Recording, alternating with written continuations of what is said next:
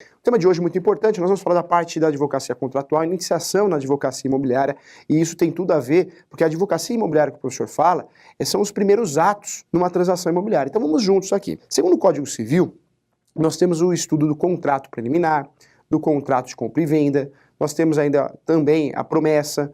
Cuidado, o Código Civil é mais conservador. Quando eu falo de Código Civil, nós temos a teoria geral dos contratos e aí eu estudo a formação dos contratos. Vamos entender então a parte civil, ou seja, a teoria geral dos contratos. Quando eu falo da teoria geral dos contratos, a formação dos contratos, nós vamos ter três nominhos importantes para a gente entender. Em primeiro lugar, nós temos a negociação. Quando eu falo de formação dos contratos, a primeira fase é a negociação. Isso no direito civil, hein? Nós estamos falando agora de teoria geral dos contratos, a parte de formação. Professor, qual que é a primeira fase de uma relação negocial? Segundo o direito civil, a primeira fase é a negociação. Tem outro nome também que os doutrinadores utilizam, eu não gosto muito, travações. Travações e negociações é a mesma coisa. Olha que interessante, as travações ou negociações, no mundo jurídico, não aparecem na legislação. Quem vai determinar essa primeira fase é a doutrina e a jurisprudência. Doutrina nos livros e a jurisprudência dos julgados. Então não aparece na lei essa fase de negociação. Mas ela já é reconhecida, inclusive por grandes doutrinadores brasileiros, como Carlos Gonçalves, Maria Helena Diniz, entre outros. Ou seja, a primeira fase de uma transação, a primeira fase contratual, segundo a teoria geral dos contratos, a formação dos contratos, eu posso afirmar para você que é a negociação. Travações é um outro nome que a gente utiliza, mas quer dizer a mesma coisa, negociação. Quando eu vou fazer uma visita a um imóvel, vou olhar esse imóvel, falo que vou comprar, inclusive, falo que vou voltar na segunda-feira para trazer o cheque administrativo. Não volto. Professor, sou corretor de imóveis, sou advogado, sou o vendedor, posso processar esse sujeito? Ele me atrapalhou, ele quis ver a casa, o imóvel no domingo. Não pode, não pode. Porque a negociação é cogitação, e cogitação, tanto no direito civil como no direito penal, não tem valor. É isso mesmo. Não tem valor. A cogitação não acontece nada. É isso que o professor quer dizer, hein? Cogitação não gera obrigações, perdas e danos. Nós temos uma exceção. Qual, professor? Se eu conseguir provar a má-fé do sujeito. Ou seja, se eu provar que ele fez isso para me sacanear. Se eu conseguir provar isso, é muito difícil, porque é muito subjetivo, eu vou ter uma complicação, porque aí eu posso ingressar com uma ação, pedir perdas e danos. Mas é muito difícil disso acontecer. Essa prova é difícil. Na prática é difícil, né? Você provar que a pessoa entrou no imóvel, olhou, falou que ia comprar para sacanear alguém. É difícil essa prova. Nós temos um nome para isso, tá? Um nome importante também, que é a chamada responsabilidade civil extracontratual. Nós temos também um princípio que é da boa-fé objetiva. O que é a boa-fé objetiva? Eu não vou entrar na mente do sujeito, né, que seria a boa-fé subjetiva. Na verdade, a boa-fé objetiva é aquela boa-fé fácil de constatar. Ou seja, então para processar alguém que iniciou um ato de negociação, eu preciso provar que não houve boa-fé objetiva. É difícil, muito difícil na prática. Então, olha que interessante, a fase de negociação não gera indenização, hein? Já escutei de um corretor de imóveis que ele puxou do bolso um celular e gravou. Você tem certeza que vai comprar o imóvel? Sim. Você tem certeza que vai vender? Sim. Depois ele quis usar esse instrumento, né, essa gravação, esse vídeo, para cobrar a sua comissão. O negócio não deu certo. Na verdade, ficou na cogitação.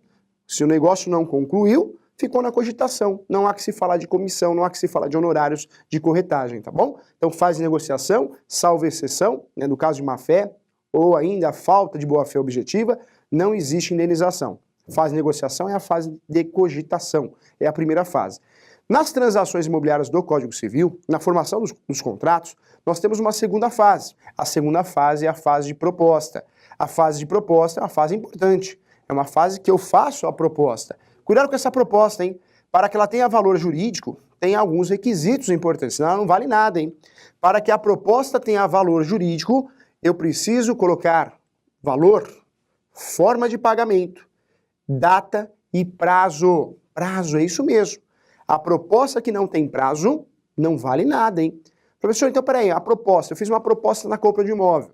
Eu preciso colocar prazo? Precisa. 30 dias, 15 dias. Se não colocar prazo juridicamente, não vai servir para muita coisa. Então toda proposta que você for fazer na sua vida, principalmente nas transações imobiliárias ou de bens móveis, o ideal é que você inclua um prazo. 30 dias, a proposta valerá por 30 dias, a proposta valerá por 10 dias. Fique atento em relação a isso. É importante que você saiba disso para que não possa realmente um erro impactar nos negócios imobiliários, tá? Proposta, guarde isso. Professor, tem outro nome para proposta? Tem. A proposta é a segunda fase. Qual que é a primeira fase? Acorda aí, vamos lá. Primeira fase é a negociação. Segunda fase, proposta.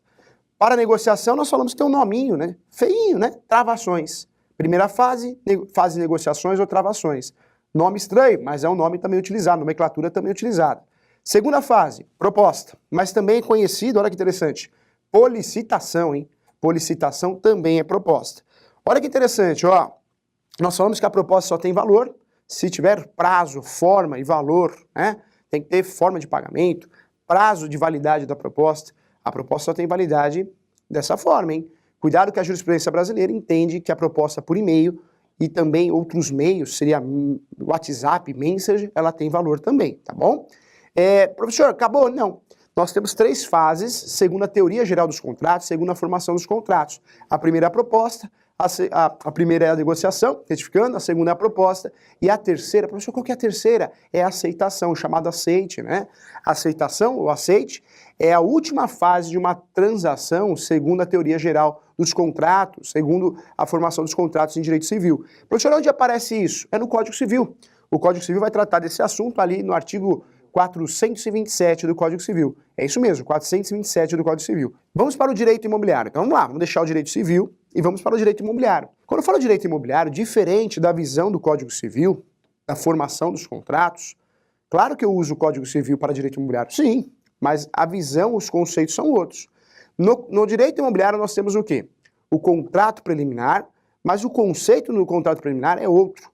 O contrato preliminar é aquele contrato que eu faço, ele é simples, 2 folhas, 3 folhas, só para fechar o negócio, só para amarrar o negócio. Proposta e aceite, dentro do contrato preliminar. Contrato preliminar é um instrumento particular. Quero lembrar você que a iniciação, né, no direito imobiliário, na advocacia imobiliária, é saber o quê? Saber a diferença de posse e domínio. O advogado, o corretor de imóveis que faz confusão aqui entre posse e domínio, não consegue trabalhar. Posse é uma situação que eu tenho quando o imóvel está irregular. Professor, quando o imóvel está irregular no Brasil? Quando não está registrado no meu nome. Se eu tenho o registro, acabou, esse imóvel está regular, no meu nome. Se eu não tenho o registro do imóvel, a matrícula no meu nome, ele está irregular. O que eu tenho é posse, não tem meio termo, hein? Posse é o seu nome na certidão de propriedade, nome correto, hein? Certidão de propriedade, ou ainda matrícula, ou também transcrição, né? Mas isso é de 73. Olha só que interessante, quando eu falo de posse, é qualquer outra situação. Basta eu estou no imóvel, mas eu comprei, mas não registrei. Posse. Professor, eu entrei no imóvel. Posse. Eu comprei o imóvel, não tinha dinheiro para registrar, fiz escritura pública. Posse. Tudo isso é posse, tá? Cuidado.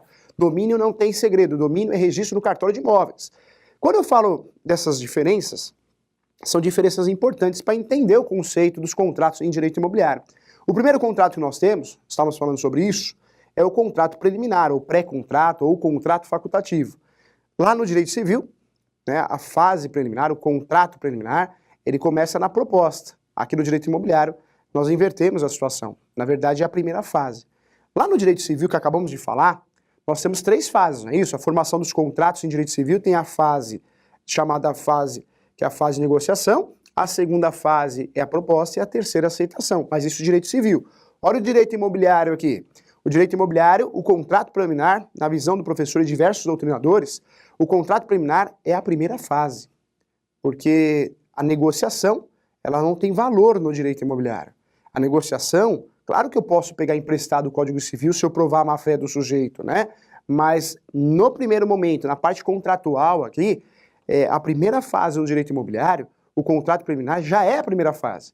Professor, o contrato preliminar, para que serve no direito imobiliário? Para fechar o negócio, para amarrar o negócio. Ou seja, o contrato preliminar já é a proposta e o aceite, já está dentro desse instrumento. O contrato preliminar, por mais que seja um contrato simples, e não é feito normalmente no cartório, no tabelião, mas sim por um corretor, por uma imobiliária, por um advogado, esse contrato preliminar que ele tem no máximo 2, 3 folhas, já tem proposta, já tem o aceite, já tem o valor, né? Tem a forma de pagamento, já tem entrega da posse, já tem a informação de quem vai pagar as despesas com o cartório, os tributos. Ele é um contrato simples, mas porém essencial. E olha que interessante, tem corretor, tem imobiliária que ainda utiliza ferramentas antigas, como proposta e aceite, aquela folha de proposta, a folha de aceite. Professor, posso continuar fazendo transações assim? Claro. É uma transação que ela segue a linha do Código Civil. Mas se você for fazer uma metodologia, um cronograma dentro da linha do direito imobiliário, você pergunta para as partes, vai comprar? Vai vender? Então tá bom, então vamos fazer um contrato preliminar. As partes vão perguntar, mas esse contrato tem que fazer com calma. Não, esse contrato é só para fechar o negócio. É só para você já dar o sinal. Esse contrato é só para proteger as partes, para que o vendedor não vende para outro, não venda para outra pessoa, para que o comprador, se desistir, pague uma multa. Então, olha que interessante, esse contrato preliminar, ele é o contrato para amarrar o negócio. E falo mais, hein? Assinou o contrato preliminar, você já tem direito à comissão. O corretor de imóveis já tem direito à comissão. A comissão, os honorários do corretor de imóveis, nasce com o quê? Com o fechamento do negócio. É uma atividade, fim, fechou o negócio, tem direito à comissão. Olha como é importante o contrato preliminar. Eu oriento você só trabalhar com o contrato preliminar. Acho mais seguro, acho mais claro, acho mais didático, acho mais objetivo do que você ficar fazendo proposta, aceite separado. Contrato preliminar é o contrato do vamos ver. Você quer comprar mesmo? Você quer vender mesmo? Já fecha o negócio. Nesse contrato preliminar vai ter o título, contrato preliminar, a qualificação das partes, compradores e vendedores. E importante lembrar da capacidade.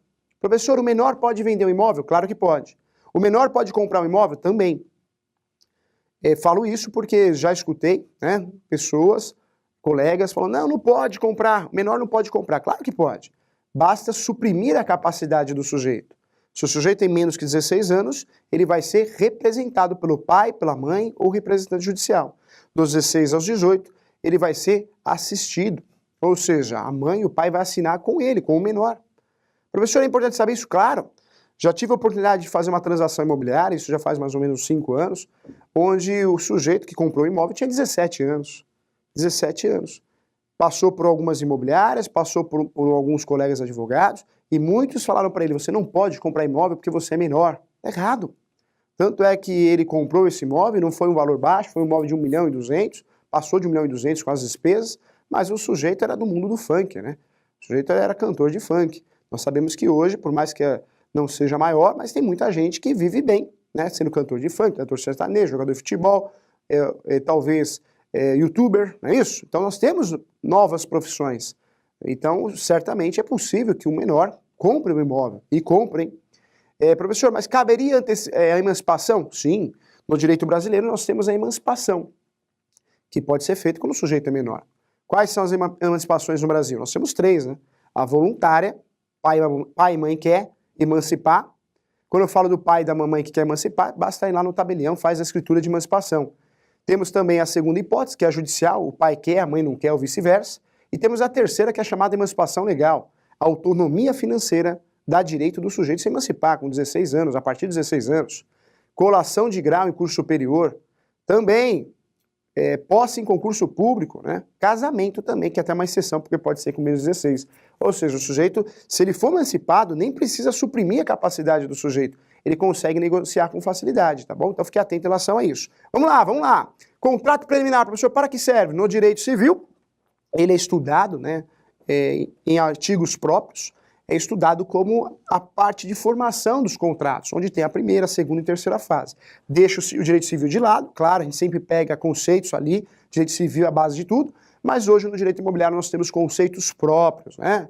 É considerado um ramo autônomo. Então no direito imobiliário, o contrato preliminar serve para isso, para amarrar o negócio. Praticamente substituir a proposta de aceite, porque eu não preciso fazer mais. Nesse contrato preliminar, professor, o que tem que ter? Esse contrato preliminar tem que ter aí a qualificação, né, o título, contrato preliminar, contrato facultativo, pré-contrato, mas tem que ter a qualificação completa das partes. Se tiver menor, tem que ser assistido ou representado, depende da idade. Precisa ter o objeto, que é a compra e venda do imóvel. Precisa ter a forma de pagamento e o valor, né, o valor e a forma de pagamento. E pode ter também as despesas contratuais, a comissão do corretor, pode ser estipulada nesse contrato e deve, hein? Esse contrato cabe também à rescisão. Em regra, se o contrato é omisso, caberá aí o conceito do Código Civil. O Código Civil esclarece que o vendedor, ele perde o sinal? Não perde o sinal, ele devolve em dobro o vendedor. O comprador, se desistir, perde o sinal, o vendedor devolve em dobro, se for omisso. Mas eu posso pactuar uma rescisão e essa rescisão posso pedir uma multa de 20%, 30%, tem uma discussão em relação a isso, tá bom? Fique atento. Professor, após o contrato preliminar, nós temos aqui, após o contrato preliminar, nós temos quais contratos? O contrato preliminar em direito imobiliário é o contrato que eu já uso a proposta e aceite junto, no mesmo instrumento. Aí, após esse contrato, existe um segundo passo. Por isso eu falo que a transação imobiliária é um pouquinho diferente. Lá no direito civil, eu tenho 3 fases, né, a formação de um contrato. Aqui, no direito imobiliário, claro que eu tenho também a fase de negociação, mas no direito imobiliário, só conta a primeira fase já no contrato, que aí já existe de fato. Então, olha só, a segunda fase no direito imobiliário já é optar pelo próximo contrato, que aí poderá ser através de instrumento público ou instrumento particular. Professor, o que é o instrumento público? Não tem confusão aqui não, hein? Instrumento público é feito pelo tabelião.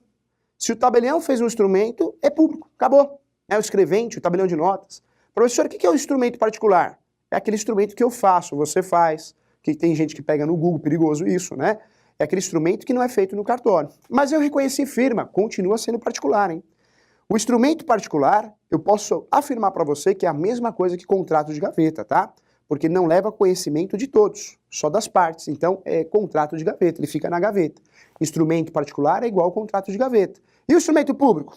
Feito por tabelião, já não é um contrato de gaveta, é um instrumento público. Muita gente tem acesso a essas informações, não é isso? Então, fique atento em relação a isso.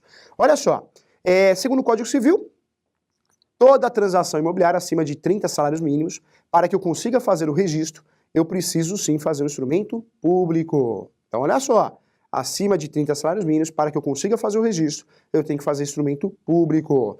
Fique atento, sabe por quê? Porque, diferente do direito imobiliário, que tem 2 fases, né, na transação imobiliária, a primeira fase de contrato preliminar e a segunda vai ser verificado, analisado que contrato que vai ser feito, se é um contrato público ou particular. Se eu fizer particular acima de 30 salários mínimos, na verdade eu estou cometendo um erro, né? Porque o ideal é fazer público para cumprir a formalidade, a solenidade do Código Civil. Diferente disso, né? Olha que interessante. No direito civil lá eu tenho 3 fases, olha como é mais confuso. Volto para o direito imobiliário. No direito imobiliário, então, nós temos 2 fases, hein? A primeira fase é o contrato preliminar, a segunda fase é o contrato que você vai escolher, se é público ou particular. Se é público ou particular, existem os contratos adequados. Então vamos lá. Segundo diversos doutrinadores, e o professor tem esse entendimento também, está lá no livro do professor, quem já tem. Olha só, nós temos o primeiro contrato, que é o compra e venda. Compra e venda para direito imobiliário, segundo diversos doutrinadores, diversos entendimentos. Compra e venda é o pagamento à vista. Comprei, levei a posse. Nós temos ainda a promessa e temos o compromisso. Existem discussões teóricas, mas fato é que no direito imobiliário posso afirmar para você que o compromisso é o contrato que eu comprei algo palpável, eu consigo pegar, consigo enxergar. O imóvel usado, quando eu compro e parcelo, é um compromisso, que eu posso fazer a averbação no cartório de imóveis, se eu quiser. Se eu fizer a averbação ou não, eu posso fazer a ação de adjudicação compulsória para obrigar o vendedor a transferir para mim. Note bem aí, vamos lá. Primeira fase do direito imobiliário, contrato preliminar. Vamos para a segunda fase. A segunda fase pode ser um instrumento público ou particular. O correto é fazer público, porque tem uma regra. Acima de 30 salários mínimos eu tenho que fazer obrigatoriamente, senão eu não consigo registrar. Quando eu falo de contrato, eu tenho que escolher o contrato adequado. Compra e venda, pagou, levou, pagamento à vista, hein? Promessa. Eu estou comprando, contrato de promessa, estou comprando algo que vai existir, uma fração ideal, uma expectativa de direito. O imóvel na planta é uma promessa, hein? Jurídico bom faz o quê? De construtora, né? Que vende imóvel na planta. Faz contrato de promessa, porque não está vendendo compromisso. Compromisso eu já tenho construído. Promessa eu vou construir. Compromisso é o terceiro. São 3 então, ó. Compra e venda, pagamento à vista. Promessa, professor, vai construir. Expectativa de direito, fração ideal. Não existe nem matrícula ainda. Compromisso. Já existe, mas eu vou pagar parcelado. Já existe. Posso até averbar na matrícula, né, para ter uma expectativa de direito real. Tá? Então fique atento. Olha como o direito imobiliário é um pouco mais simples, né? Eu tenho um contrato preliminar, que é a primeira fase da transação imobiliária, e no segundo momento eu tenho aí já um contrato propriamente dito. Olha só, isso é o direito imobiliário, porque o direito registral, no entendimento do professor, já é diferente de novo. O direito registral não é direito civil, não é direito imobiliário, são conexos, né? O direito registral, já eu tenho 3 fases, não é isso? Para registrar um imóvel eu tenho 3 fases. No direito registral eu tenho que fazer escritura pública, acima de 30 salários mínimos, tem que recolher os tributos, quem fiscaliza isso é o tabelião, e depois, os tributos que eu falo é de transmissão, né, TBI, e depois aí tem que fazer o quê? O registro. Ou seja, direito imobiliário, a parte de negociação, tem duas fases. Direito registral tem três, né? Para que eu consiga registrar o imóvel, tem três fases. Olha que interessante. Quero lembrar você também que nós temos a figura da locação. E para iniciar na advocacia, e a advocacia que eu falo para o corretor também, preventiva nos negócios imobiliários, eu preciso ter noção de locação. Locação tem que estudar, hein? Lei 8.245 de 91. Não dá para fugir dessa lei, hein? Lei 8.245 de 91. Também tem que estudar também a Lei 12.112. Não tem jeito, não dá para fugir, 2009. São leis obrigatórias para que você possa trabalhar. Volto a falar, locação é muito bacana porque essa lei trata de três espécies de locação. Locação de imóvel residencial, não residencial, que é a mesma coisa que locação empresarial, comercial. Não residencial tem vários nomes que é a mesma coisa, hein? Empresarial, industrial, né? É tudo a mesma coisa. Comercial é tudo locação não residencial. Então a Lei 8.245, ela vê o quê? Três espécies de locações. Locação residencial, não residencial e ainda por imóvel por temporada. Locação por temporada. Cuidado com a garantia, hein? Tem corretor que deixa de fechar negócio porque não sabe garantia. Tem que entender, você mexe com locação. Nós temos três garantias no país, hein? Três. Temos a garantia, tem doutrinadores que passam conceitos diferentes, mas é isso, o básico é isso. Três garantias. Nós temos a garantia que é chamada a garantia de fiador, que todo mundo sabe o que é, garantia pessoal. Temos o seguro, que todo mundo conhece.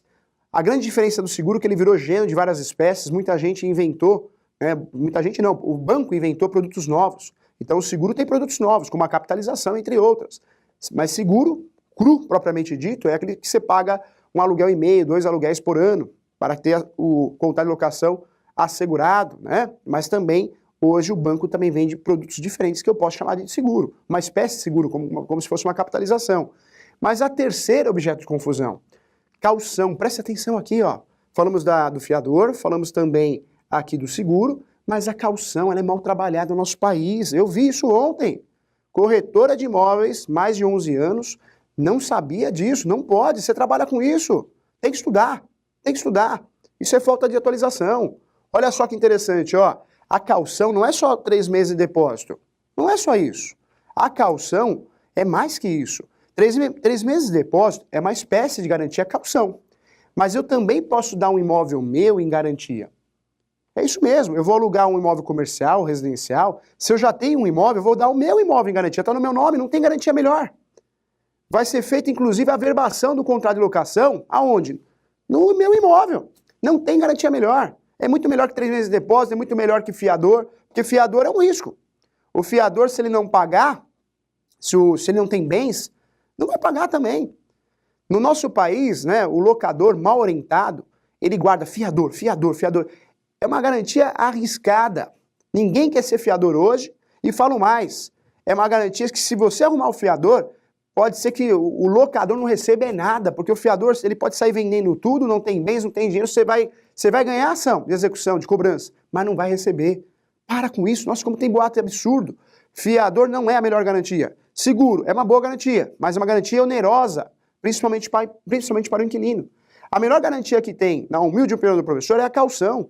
3 meses de depósito, ou ainda, melhor ainda, a caução com bem próprio. Não tem garantia melhor. Por falta de conhecimento, muitos corretores deixam de fechar negócio porque acham que não existe. Eu escutei isso ontem, nunca ouvi falar dessa garantia. Cuidado, tá?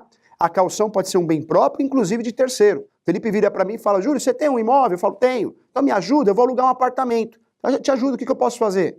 Ele vira para mim e fala, você dá seu apartamento em garantia? Eu dou. Dou meu apartamento em garantia para ele. Professor, isso é fiador. Não, isso é caução, com bem de terceiro. Então preste atenção aqui, ó. Caução pode ser em dinheiro, bem próprio ou bem de terceiro. Chega, hein? Pelo amor de Deus, ainda tem confusão. Precisamos atualizar.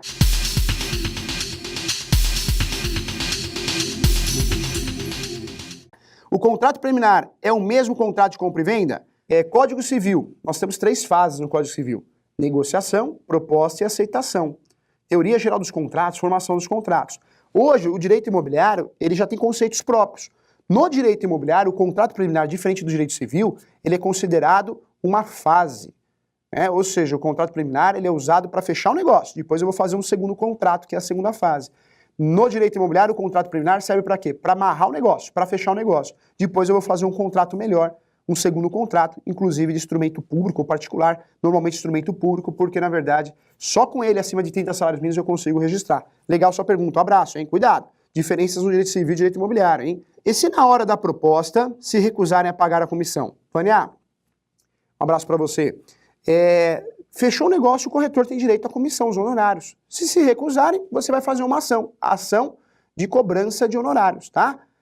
Por que ação de cobrança? Porque você não tem um contrato escrito assinado. Se tiver um contrato escrito assinado, não é ação de cobrança, mas de execução de honorários, tá bom? Grande abraço para você. Não tem jeito, né?